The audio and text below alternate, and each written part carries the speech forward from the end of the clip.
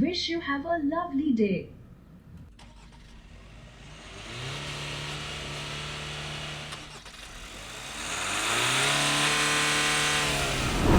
Max's D90 Max, LDV D90, as well as the MG Rakan, which is the name of the Gloucester facelift, which is basically known as the Majestor. They've actually parked it in water right now to show the water weighting capacity of this car, which is 810 mm. This is obviously a Toyota Fortuner rival. Actually, it's going to kill the Fortuner with the kind of features and all those things it has. This is obviously accessorized. This one is also accessorized, but let's quickly go through this whole section, which has been emptied completely, so that I can show you what exactly is the Majestor all about. Firstly, it's a Gloucester facelift and largely very similar to the Gloucester with certain changes. The engine remains the same as before. Again, lot of accessories here, so all car brands are like Karol Bagh mat jao, hum tumhe accessories denge. And that one has been parked to show the four-wheel drive capabilities of this car. 10 off-road modes, which is kind of crazy. And I feel that this car is obviously way better than the Fortuner in almost every possible way. Only thing is, it obviously lacks the QDR reputation of Toyota. Look at that, we lifted here. But before we start, let me show you this awesome car perfume from Involve Your Senses. This is the Invol 1 French Wood.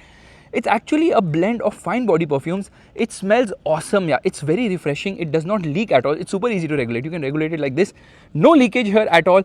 And you can get yours with a 10% discount using coupon code FASTBEAM. Click on the top right corner of the screen right now. By the way, this actually lasts quite long, and it suits big SUVs like the Majestor, which actually brings me to show you that this car has got 3 diff locks: center lock, rear lock and front lock, which is absolutely crazy.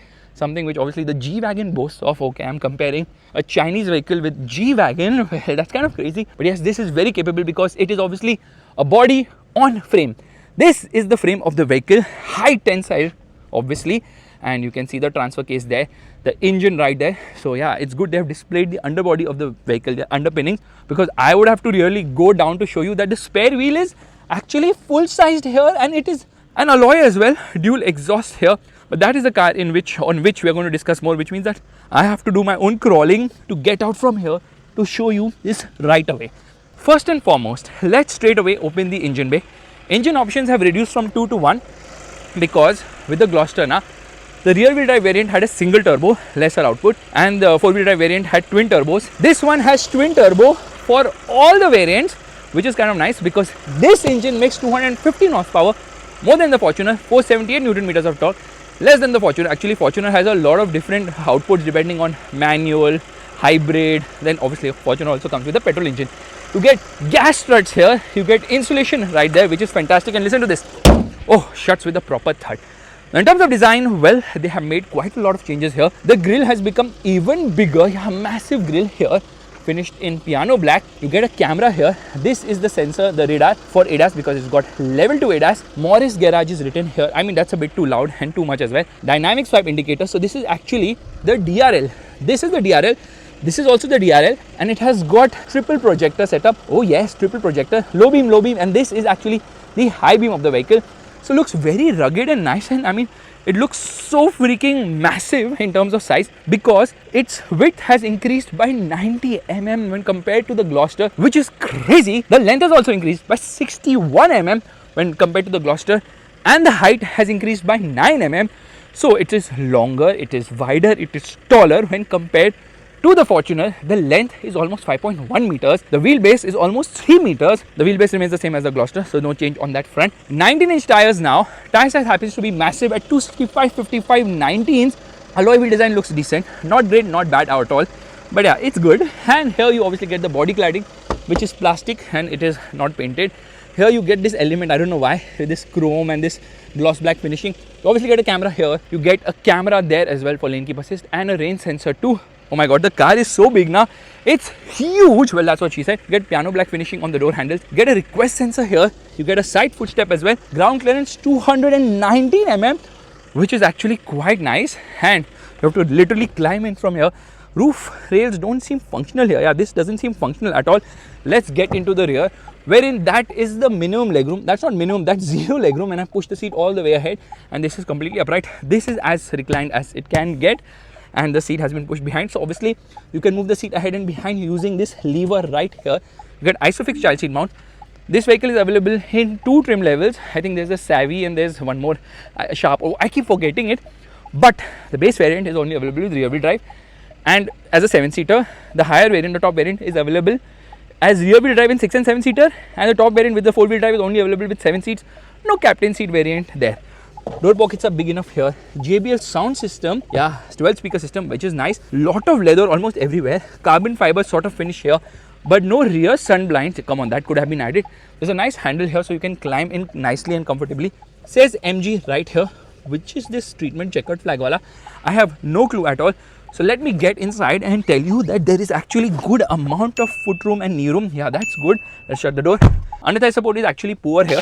Legroom is good enough. No boss mode here. I don't know why. Headroom is actually quite good. Yeah, that's impressive. You get magazine holders here. Lot of leather. Height adjustable seat belts. 6 airbags. The Fortuner has 7. Handle to hold on to here. AC vent placement here. You have a handle which is not damped, and you get light here on the top, and obviously you get this panoramic sunroof as well. Now in terms of air conditioning, it has got a 3-zone climate control air conditioning system. I like this knurled finish lever here to adjust the temperature as well as the fan speed. Let's turn it off. And here you get 2 USB-A charging sockets, no USB-C, which is very surprising. You also get a laptop charger here, which is fantastic actually, really nice. In terms of the dashboard design, well, it has some changes when compared to the Gloster. The Gloster will be discontinued really soon. They actually showcased the car long back. They showcased it more than a year back, but they took so long to bring it to the market simply because they're like, we're going to price it very aggressively. More localization here. In fact, let's try and get into the rear, which means I can fold the seat here. So 60-40, but that's not how you get into the rear. To move into the rear, you have to actually push it like this. So it doesn't tumble, but notice one thing, this seat actually lifts. So just see this, okay? When I pull this lever, the seat lifts here, making it much easier to get into the rear, which is actually quite good. And once you step inside, you realize it's not that difficult or bad to get into the rear seats. However, space here is decent when the seat is a bit ahead and upright.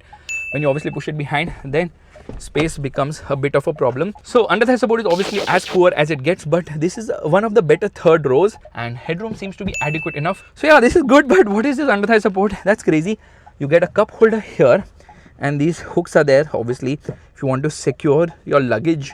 Speaker placement here, and the same is the case there as well. And you get AC vents here on the top. No blower control here, but you get lights here on the top. Right. In order to get out of here, I just need to push it like this and then get out of the car, which is not bad at all. Yeah, I expected it to be a little difficult considering this does not tumble, but then because this lifts now, it makes it much easier to operate all this. So let me just put the seat a bit behind using this. Yeah, and here you obviously get cup holders, so center armrest. Center passenger also gets a head rest. Yeah, that's also there. And let's shut the door with some enthusiasm. Yeah, there it shuts. A bit of softness there. Fuel goes in right here, but it doesn't open like this. You have to open it from the inside only. Now again, rear will definitely remind you of the Gloster, but this car now gets connected tail lights, dynamic swipe indicators both at the front and rear, 4-wheel drive because it's a variant, reflective treatment here, Morris garages. You could have just put the MG badging here, Majestor written there too boldly. Again, too much of badging. First thing I'll do if I buy this car is remove all those badges because it's a bit too much. Plastic bumper. You get 4 parking sensors at the rear, provision for towing hook. I think here you can probably put this thing trailer hook, and this is the rear fog lamp. There you see the spare tire. You can see the exhaust from here. So dual exhaust, you can see them on both the sides. You get a rear wiper washer. You obviously get a high mounted stop lamp. This is actually not a rear spoiler, but anyways, let's open the boot. Okay, there's a camera here obviously. I press a button, there it opens. It also opens with gesture. So yeah, this is actually a gesture enabled tailgate, which is nice. Now space here is 353 liters, which isn't much with all the rows up. So is there anything below here? Yes, there is. The jack as well as the warning triangle, the first aid kit, which is a bit less cheap when compared to other cars, and obviously the various things you need to open the tire in case of a puncture. Let me push this here. You get a power socket here, 12-volt power socket. Light placement here, this doesn't look LED, but doesn't have to be. Now if you're sitting in the third row, you can actually pull the seat down like this, fold it like this. So this is the maximum incline upright position. This is the most reclined position. So yeah, the third row is actually quite acceptable here. I did not imagine that. And easy to use this, but come on, at this price, I expected powered third row, which the Endeavour used to offer long back. Now when I put the third row down, space increases to 1350 liters, which is actually massive Well, that's what she said. Let's shut this. Come on. Taking its own sweet time to roll down. Make it a bit faster. Probably you can alter the speed from inside, I guess. Anyways, this juts out quite a lot, the light, and the design of this car is one of the major reasons why it's going to sell, because it looks really big. Yeah, huge in terms of size. JSW has been added behind the MG name because obviously they now own 35% of the brand. 65% is still with SAIC, which is SAIC, Shanghai Automotive Industrial Corporation, I believe. You get a proper dead pedal there. Seats are really nice and comfortable. I like them. 12-way power adjust, so it has got 4-way lumbar as well. Electric adjust. Meanwhile, co-passenger gets 8-way there. MG branding here. Big door pockets, this to open the fuel lid, speaker placement here, all one touch up down power windows. In fact, you can also roll down the windows using the key of the vehicle, which I've not shown you till now. So here is the key of the car, says MG right here. Open the boot, unlock the car, lock the car, and to sound the alarm of the vehicle, lock and unlock the vehicle. But come on, it should have had memory function as well. There's this small hidden compartment for people who smoke, so their wives are not able to tell. Yeah, that's a very Audi thing, because Audi usually has that. And the dashboard has minor changes, because you get a proper screen here. But I'm a bit disappointed with one thing: light controls. Where is the light control? Well, the light control is in this screen, so I have to press this button and then only I can come into the light control, which is a bit too cumbersome, and I had to turn off the light so this brightness would increase here, but the brightness has decreased here. I don't know what's happening, but anyways, this is obviously auto dimming. You get a lot of buttons here. First and foremost, this is for the light. Yeah, you can see the light right now. And I like the fact that it has got multiple switches here for the sunroof. So this is basically for the power tailgate, and this is to open the sunroof glass. So this button actually is for the sunroof blind. So they have a dedicated button for the blind itself, which is such a good thing, so that you never get confused. Some of these features are very thoughtful in this car. So I'm just going to open this completely, and there it rolls down. Now obviously this is a bit thin, so it lets a lot of heat come inside. It obviously protects it to a certain extent, but we need a thicker sunshade here because our sun can be very harsh. Let's open the sunroof, and there it opens. It's massive, it's quite huge. You know what is a sunroof? Something which the Toyota Fortuner does not offer only. Now that brings in a lot of light and heat also. Yeah, and sort of burning. Now this is a 12.3 inch screen. Well, it's the same as before, so I think I have to turn on the light because I can't see what's happening here. So 12.3 inch screen, same as the Gloster. However, there are certain changes which have been done here to make this even better to use, in the sense that the UI has been improved. Obviously there's a handle here to hold on to, and here you see the glove box. It does not get the cooling function, feels a bit too plasticky as well. In fact, lot of hard plastics lower down, soft material here on the dashboard, and that's also sort of soft only. And you have a handle here so that you can climb in quite easily. Steering wheel is adjustable both for reach as well as rake, which is obviously manual here, and this nice treatment has been given here. In fact, the gear selector has been removed from here and put right there, very similar to Mercedes cars, and now what even Volkswagen and Skoda are doing, because they're like, we'll have more space. So that's the reason they have added 2 wireless charging pads. But what is this? You can actually open this so that if someone wants to charge their phone, they do it from here. So USB-C and USB-A charging ports, and some storage space here as well, along with a 12-volt charging socket. So you can remove the wire from here in case you can't wirelessly charge. You can also push the wire through here so that you can put your phone on top. That's nice. Here you get some storage space, which is quite deep. Well, that's what she said. And this slides, where you get some space here along with twin cup holders, wherein I'm going to keep this awesome car perfume from Involve Essences. This is the Involve 1 French wood, fits right in here, which is nice. Electric parking brake, 3 locking differentials. So if you notice one thing, this is CCO, which is, I don't know what it means honestly, command control off-roading, whatever, some kind of weird thing. 2 high, 4 high, and auto. Where is 4 low? Well, if you press this button, which is when you lock the center diff, it will automatically engage 4 low. And once you engage this, then only you can engage the front diff. In fact, you have to engage both the center and rear diffs to engage the front diff. The rear diff can be engaged in 4 high itself, so you don't have to engage the center diff when you want to engage the rear diff. So yeah, 3 differential locks, which is quite amazing. But they're like, we don't want you to like tinker with 4 low, because just lock the center diff and there we automatically come into 4 low. Very few physical switches. So this is obviously for the temperature control, this is for the hazard, front defogger, rear defogger, and this is for the home and auto, and this is for the fan speed here. Yeah, very few buttons in this car, kind of unfortunate. It needs more buttons honestly, because come on, too much reliance on this particular screen. Let me open this here. You get a light along with a nice big visor, which does not extend and a sunglass holder here on the side, not damped at all, which is kind of surprising. Here you get a handle, obviously, which brings me to the steering wheel of this vehicle. Okay, this is for voice command, the star button you can program. This is for the cruise control system, and again this is for the adaptive cruise control. This is actually for the audio system, and then to browse through the screen you can use this particular thing. Now you get paddle shifters here, obviously. These are the controls for the wipers. Thankfully that is not in the screen, otherwise that would have been absolutely crazy. Let's turn off the air conditioning for a bit, which is by pressing this button. Which brings me to this particular screen here, for which obviously I have to turn off the light so that you can see the screen a little brighter. And here you can browse through a lot of things. For starters, this MID gives you a lot of information, like at what level is the AdBlue and maintenance and instant fuel efficiency, fuel range and all those things, and obviously the trip meters as well, which is nice. And obviously it has a tire pressure monitoring system as well. And then you can browse through to come into the navigation mode.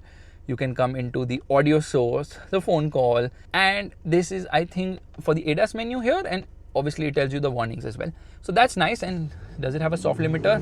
Well, it revs all the way to 4500 RPM, which is nice. I like the dial. So this is a 12.3 inch instrument cluster. The Gloster had an 8-inch one, so this is obviously bigger and better. It's all digital. Only good news here is that you can go ahead and change the mode here. Yeah, that's right, it's possible for you to go and change the mode as well. So in case I want to have a different cluster theme, I can change that as well. So this is actually the simple theme, and yeah, it's a bit different as such. Yeah, that's what you can do. If you want, you can make changes there. Which actually brings me to this particular screen, wherein first things first, I need to turn off the light, because now what has happened is when I turn on the low beam, then only this screen becomes a bit brighter. Obviously it's a fingerprint magnet here, it's kind of unfortunate. AC vents are a little different here, that has been changed here obviously. So they have made multiple changes. In fact, this is the mode selector, so there are 10 off-road modes in this car.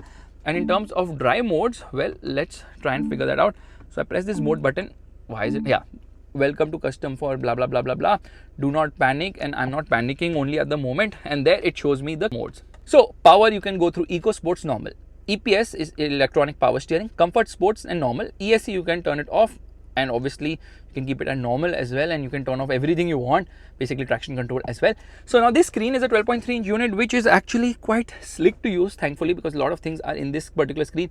There's a welcome light, and you can turn on the rear fog from here itself. Follow me home headlamps, you can decide when you want to find my car, whether it's just the lighting or the lighting and honking. By the way, this has got connected car with 75 features as well. So here all the menus are here, so you can come into the window menu, the lock, the steering wheel. Come on, see, sometimes it takes its own sweet time. So this is basically for the star button. How do you want to program it? You can do it from here itself.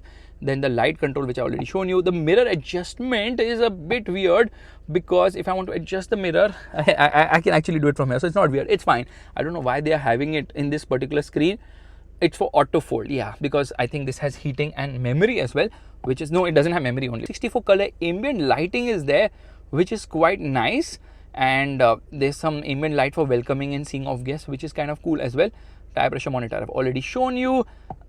Then there's a rear wiper menu. What does that do? When reversing in the rain, it will automatically activate it. Then you can decide the tailgate speed. Okay, mode manual. There's a garage mode and fully open mode. Then sunroof, you can open and close from here as well, and you can open and close the sunshade from here. Rear view mirror and seat memory. Okay, so there is driver seat memory, but it's in this particular screen. How difficult would it have been to give some buttons here? Here you have 2 seat position memory as well, and driver seat welcome and farewell, which obviously moves the seat ahead and behind when you turn on and off the vehicle. It has got massage, 8 massage options for both the driver as well as the co-passenger. The co-passenger also gets ventilation now. And there's pulse, wave, catwalk, single, smooth, butterfly, waist and snake. I don't want a snake massaging me, but whatever. Wireless phone charging, obviously, which I've shown you. And then cluster theme and DPF. Yeah, you can alter that. You can see like what's the level of DPF and all. So that can be done. It's saying healthy at the moment. Now driving assistant, a lot of them, fatigue reminder is what it says. Because here you can see forward collision assist, lane departure warning, blind spot detection, high beam assist, parking distance controller, electric parking brake, hill descent control, auto hold, ESC and all those things have been given here, which is the norm. This is the 360-degree parking camera. So obviously I can go for a different view as well, full screen view. And right now, if you notice one thing, here I have something known as the 3D view, wherein I can just swipe the car like this to show it to you, which is quite cool. Or I can just press these buttons to show you the different angles of the 360-degree parking camera. And what is this parking radar opacity? You tell me, guys. But it has got adaptive guidelines, which is kind of cool. Yeah, that's fantastic. So yeah, here you can obviously change the parking assist, whether you want it dynamic, static, or both. Okay, the camera quality is nice here, which is quite fantastic. It has got Apple CarPlay and Android Auto connectivity, both of which are actually wireless, which is not the case with the Fortuner. Yes, this car is 2 levels up when compared to the Fortuner in terms of, obviously, I'm talking about the features on offer. Widgets here can be altered accordingly. There's something known as device management. There's iCall, which is basically the connected car thing. Geo7 is there, and then you can obviously listen to audios from the car because it has got internet also, because it's connected car obviously.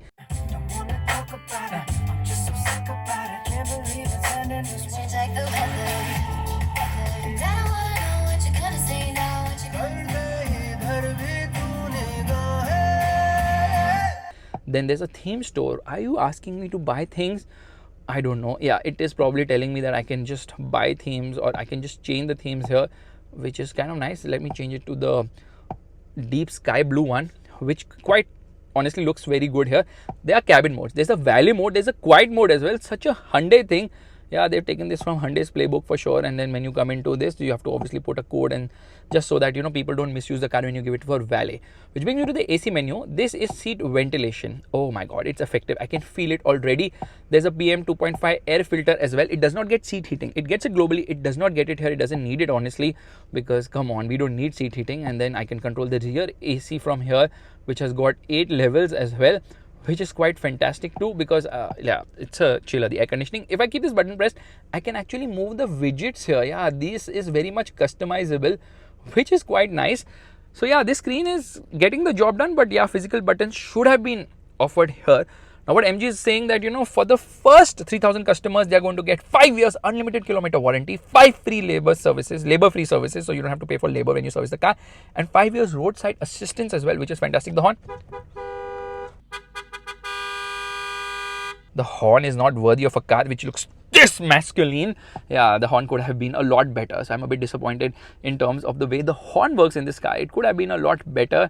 Let's come into vehicle settings, which I've already, I keep coming to the vehicle settings. That's so stupid of me.